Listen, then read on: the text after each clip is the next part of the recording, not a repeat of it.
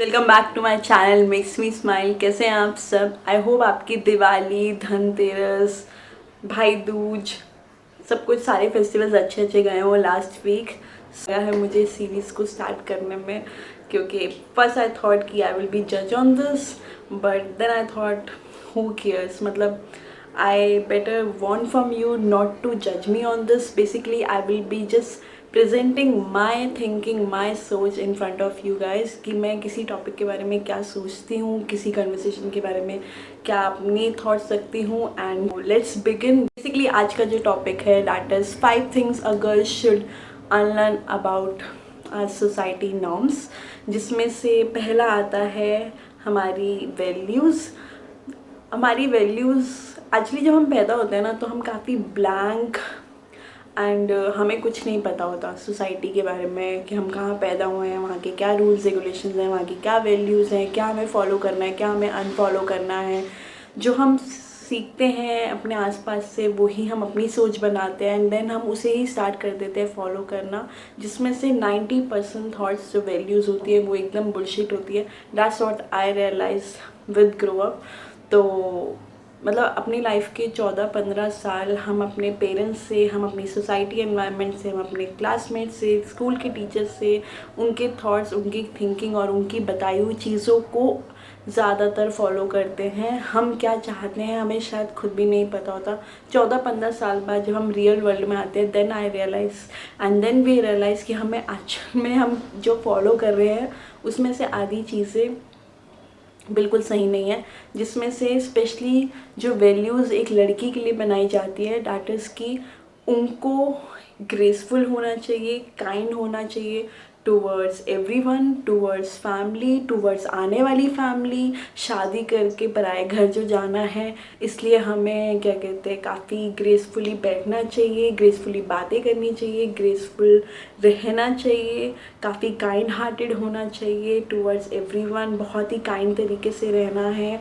लड़कियां मैच्योर होती हैं लड़कों से बेटर काफ़ी ज़्यादा। लड़के जल्दी मैच्योर नहीं होते, लड़कियां जल्दी मैच्योर होती हैं। लड़कियों को एडजस्ट करना होता है शादी के बाद, शादी से पहले लड़कियों को सैक्रिफाइस करने पड़ते हैं। शादी से पहले अपने करियर सैक्रिफाइस, शादी के बाद अपनी मैरिड लाइफ में काफ़ी सारे सैक्रिफाइस, अपनी करियर लाइन को लेकर, अपने बच्चों को लेकर, अपने हर चीज़ को लेके। एक लड़की ही सब कुछ क्यों करती है ना, होगा सब कुछ लड़की को एडजस्ट करके चलना पड़ेगा। ये सारी वैल्यूज़ क्यों सिखाई जाती हैं? आप अपनी फीलिंग्स, अपने थॉट्स अपने सामने वाले के सामने नहीं रख सकते हो। मतलब अगर आपको गुस्सा आ रहा है, किसी की बात का बुरा लगा है, आप उसको गुस्सा करके नहीं दिखा सकते। क्यों? अगर मुझे किसी ने कुछ ऐसा बोला है जिससे मुझे बुरा लगा है, मैं उसके सामने वो बात रखूँगी कि आपने मुझे जो ये चीज़ बोली है वो गलत है and I don't agree with this and I am angry on this. ये शायद मेरा राइट है, मैं उसके सामने रखूँ। Just because I am a lady and I should behave like a lady, तो मैं उसके सामने वो चीज़ नहीं रख सकती। ये मुझे ऐसा लगता है क्योंकि कुछ गलत वैल्यूज़ हैं जो हमें सिखाई जाती हैं, क्योंकि this makes a little under confident. हम थोड़े अंडर कॉन्फिडेंट होते हैं, कहीं ना कहीं यही रीज़न होता है।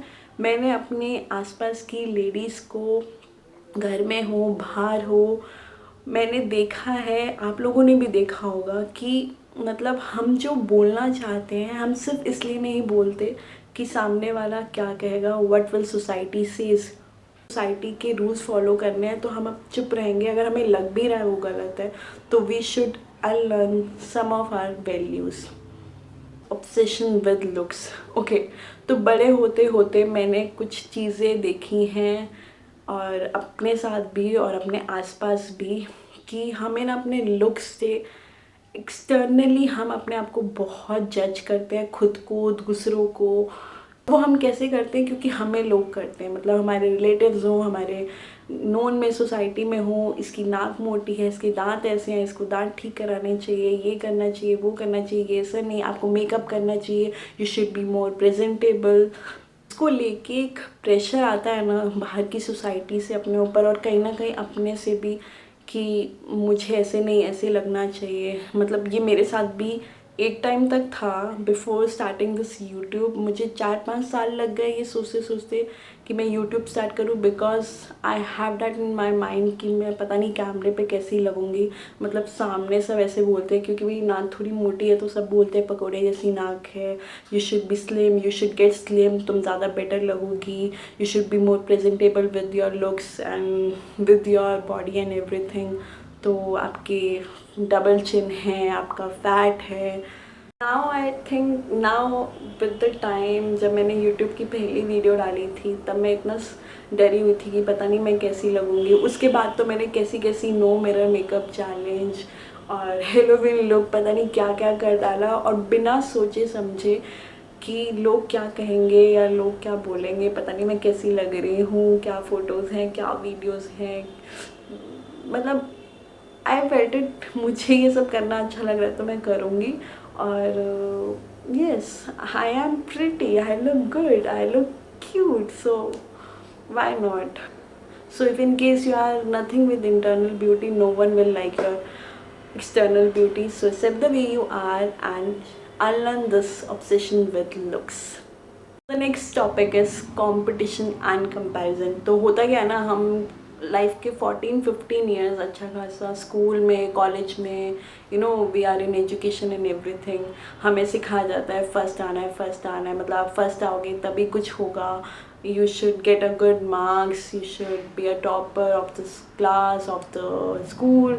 ये सब इतना ज़्यादा कंपटीशन दिमाग में, by parents, by teachers, by everyone, society, relatives, specially relatives का फ़ोन आता था, कितने मार्क्स आए, कैसा रहा रिज़ल्ट, पेरेंट्स का कंपैरिजन इस भाई के साथ, इस बहन का, और इस रिलेटिव के बच्चे के साथ उस रिलेटिव के बच्चे का कंपैरिजन, फ्रेंड्स के बीच में कंपटीशन, इसके मार्क्स इतने कैसे आ गए, that pressure build up in our mind कितना ज़्यादा रहता है। तो लगता है स्कूल में भी टीचर्स को भी इन चीज़ों का ध्यान रखना चाहिए, क्योंकि हर बच्चे का एनवायरनमेंट घर का सेम नहीं होता, हर बच्चा सेम एनवायरनमेंट से उठ के नहीं आता, यू डोंट नो पे चल रहा है। तो सी आफ्टर सम सर्टन एज, जब आप जॉब लाइफ में आते हो, जब आप रियल वर्ल्ड में आते हो ऑफ जॉब एंड एवरीथिंग, जब आप नई अपनी एक लाइफ स्टार्ट करते हो स्कूल या कॉलेज के बाद, जहाँ आपका कहीं आपस में मिलना जुलना भी नहीं होता, वहाँ पे कंपटीशन या कंपैरिजन कुछ भी नहीं आता है। वहाँ पे आपका सिर्फ हार्ड वर्क काम आता है।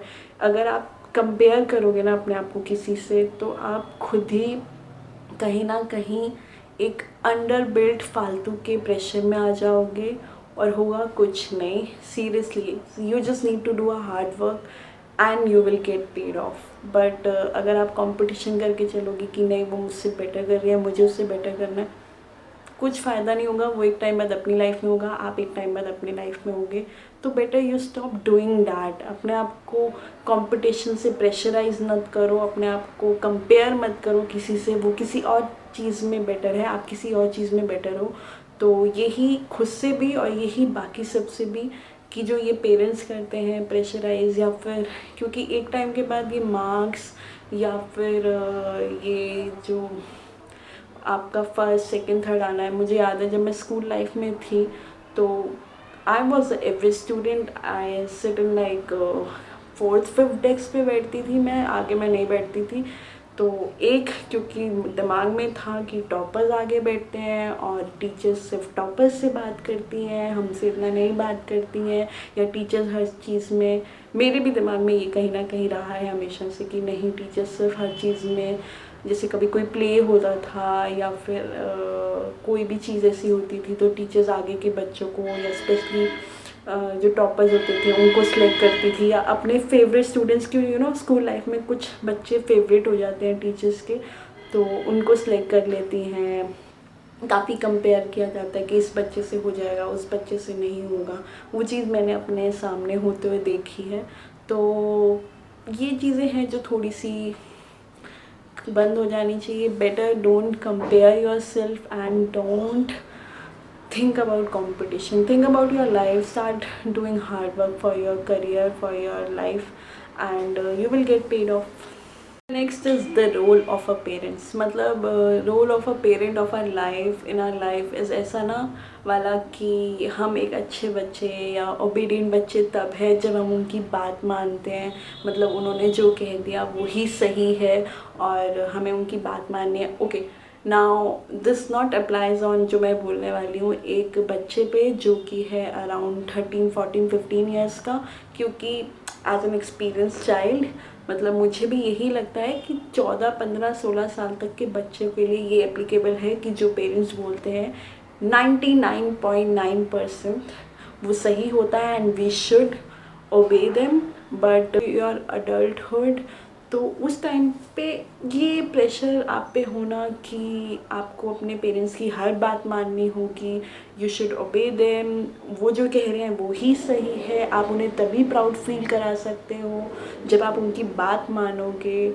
उनका रोल क्या होता है आपकी लाइफ में कि उन्होंने जो कह दिया वही आपको मानना है और आप उनके अगेंस्ट कुछ नहीं कर सकते। आप तभी एक अच्छे बच्चे हो, एक you can make them proud अगर आप अपने करियर लाइफ में जो उन्होंने करियर लाइन कही है वही आपको चूज़ करनी है। अगर उन्होंने लड़के से शादी करो, आप लव मैरिज नहीं कर सकते, अगर आप लव मैरिज कर लोगे तो हाँ आप उनके अगेंस्ट चले जाओगे। मतलब ऐसी काफ़ी ऐसी चीज़ें जो पेरेंट्स हमसे एक्सपेक्ट करते हैं एक अडल्ट एज पे आने के बाद भी कि नहीं, यू शुड ओबे अस और you should be our pride. तो ऐसा करोगे तभी आप हमारी प्राइड हो और वैसा करोगे तो आप हमें डिसरिस्पेक्ट कर रहे हो। सी, मुझे ऐसा लगता है ना हर एक इंसान की एक अपनी लाइफ होती है और हर चीज़ एक इंसान के पास होना चाहिए कि उसे क्या करना है क्या नहीं करना है, क्या सही है क्या गलत है, वो उसके ऊपर है। अगर वो गलत कर रहा है तो भी उसी का नुकसान है और अगर वो सही कर रहा है तो उसके साथ साथ आपका भी कुछ नहीं जाएगा। तो ये जो प्रेशर है पेरेंट्स से भी है और कहीं ना कहीं एक इंडियन सोसाइटी से भी है कि we can only make our parents proud, जब वो जो कहेंगे हम अगर वो मान लेते हैं तो मतलब क्यों। It's my life, it's my choice, मैं जो करना चाहती हूँ, मेरा करियर हो, मेरी शादी हो या फिर मतलब मैंने खुद ऐसी okay when it comes to my family, luckily I am lucky. मैंने जब भी कुछ भी करना चाहो when it comes to a career line, मतलब अगर मुझे ये करना है तो मुझे अलाउ किया गया है, मुझे वो करना है। मैंने 5 साल ऐसी लाइन चूज़ करके I was in an airline, तो या फिर मेरी जो भी जॉब रही है तो वो रोटेशनल रही है, रोटेशनल शिफ्ट्स रही हैं। तो मुझे कभी भी इस बेस पे नहीं मना किया गया कि आप नहीं कर सकते हो या आपको इतनी रात में घर क्यों आ रहे हो या ये सब। तो फिर इनफैक्ट पार्टी भी करके आ रही हूँ तो कभी कुछ मना नहीं किया। इट वाज लाइक बस जस्ट इन्फॉर्म कर दो कि आप कितने बजे आ रहे हो एंड दैट्स ओके। तो वो सही है, आप इन्फॉर्म कर दो कि आप कितने बजे आ रहे हो, वो सही है। बट रोक टोक करना कि नहीं आप ऐसा नहीं करोगे वैसा नहीं करोगे, तो वो मुझे थोड़ा गलत लग जाता है। जब आपकी एक एज आ जाती है, it's your life, it's your choice, you can do it. But मुझे ऐसा लगता है कि स्पेशली हमें कॉम्प्रोमाइज़ नहीं करना चाहिए when it comes to career and when it comes to a love life. मतलब अगर want to choose that line because for me तो मैं कर रही हूँ और ऐसा नहीं है किसी और के कहने पे कर रही हूँ। And same with love life, अगर मुझे ये पार्टनर नहीं चाहिए तो मुझे ये पार्टनर नहीं चाहिए और मुझे वो पार्टनर चाहिए तो मुझे वो पार्टनर चाहिए। क्यों? क्योंकि मेरे को अपनी पूरी लाइफ किसी के साथ स्पेंड करनी है और मैं किसी और की मर्ज़ी के लड़के के साथ शादी नहीं कर सकती। आई थिंक मुझे जो लगता है कि पेरेंट्स को खुश होना चाहिए कि उनके बच्चे क्या कर रहे हैं and they should support them, क्योंकि that is making me happy, that is making my mind peace. So the last point is it's too late और इट्स टू अर्ली। तो पहली बात किसी भी चीज़ के लिए इट्स नॉट टू लेट और इट्स टू अर्ली। आपको जब जो चीज़ जब करनी हो आप तब कर सकते हो। If you think you are not right comfortable for it, don't do it. अगर आपको लगता है ये सही है करना इस टाइम पे कर लीजिए, क्योंकि 25 साल की हूँ, अगर मुझे भी शादी नहीं करनी है, एग्जाम्पल अगर मुझे शादी नहीं करनी है तो मुझे नहीं करनी है, it's too early for me, तो मैं नहीं करूँगी शादी। बट अगर मुझे लगता है I am okay, I am ready for a marriage, तो मैं करूँगी। मतलब एक ना वो माइंड थॉट्स पेरेंट्स से या फिर कहीं ना कहीं फैमिली से या फिर इधर उधर से आ जाते हैं कि ये एज होती है शादी की, इस एज पे कर लेना चाहिए, ये एज होती है बच्चा करने की, इस एज पे बच्चा कर लेना चाहिए, ये एज होती है ये करने की, ये एज होती है ये वाली करियर लाइन चूज़ करने की।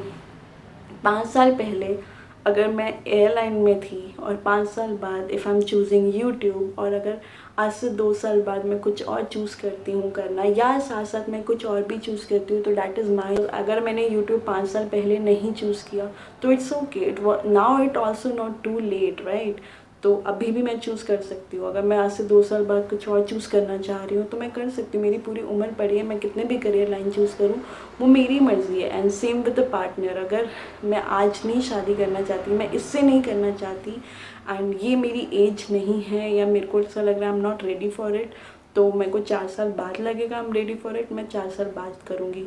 कोई चीज़ जल्दबाजी में कर लेना, गलत इंसान से कर लेना, वो शायद आपकी पूरी लाइफ डिस्ट्रॉय कर देगा।